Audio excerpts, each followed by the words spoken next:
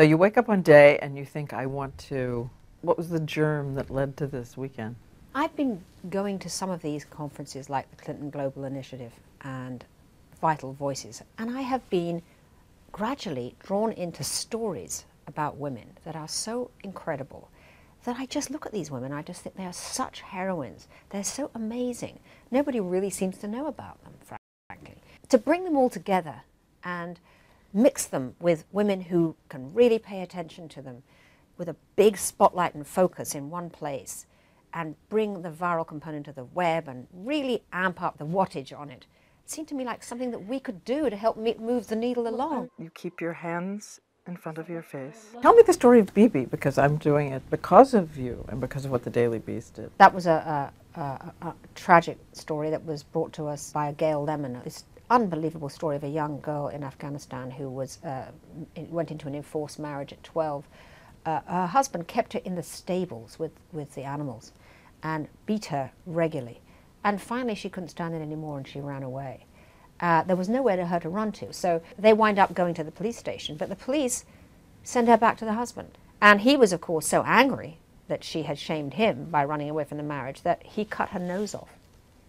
And it was then that the American troops found her and took her to the hospital. And, you know, you read this stuff and you just think, it's so brutal and bad that if we have to care. You have these parallel tracks of the century of women, which it is in terms of just gains in the workplace, gains in the marketplace, and on this other track is the shadow, the silence. Obviously we can't expect to race the clock and have centuries, you know, women who for centuries have been repressed, and now, you know, we can't expect them to suddenly be in the 21st century any more than we could. I mean, we didn't even have the vote, you know, until comparatively recently. But we can at least encourage those powers of those countries. Well, I know one of the things you want to do is show solutions exist. Talk me through some of the people who are coming and some of the solutions they represent. Well, there's a wonderful woman, Edna Adan. She is fascinating. She was the former First Lady of Somaliland. Maternal deaths are a huge issue in her country. One of the things that she found was that women were bleeding to death in childbirth because their husbands were not signing the cesarean consent form. They were not allowed to sign that form themselves, the wives. They had to have that form signed by their husbands. Many times the husbands would not sign the form. So what Edna Adan did was that she then said, okay, you don't want to sign that form, so here's another form you have to sign in my hospital. That form says, I, the undersigned, say my wife can die. Just by doing that, their heads were turned around. Suddenly it wasn't her baby, it was his baby. Suddenly they were actively saying the wife, who was actually useful, frankly, around the house, was going to die. So that worked. And gradually women now do their own consent form in our hospital.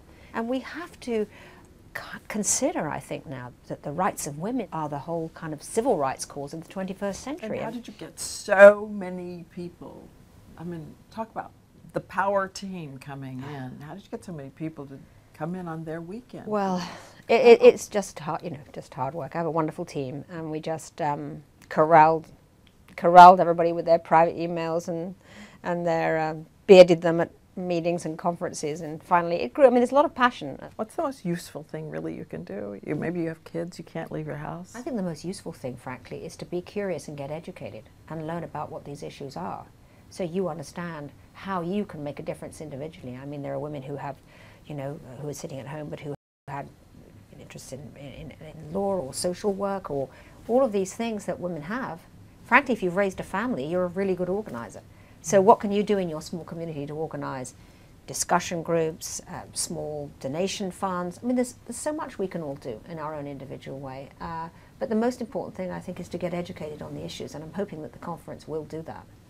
That's what I keep thinking every time I'm out there. They don't know anyone can hear them. That's right. They have no idea there's anyone out there who hears them. Well, that's true.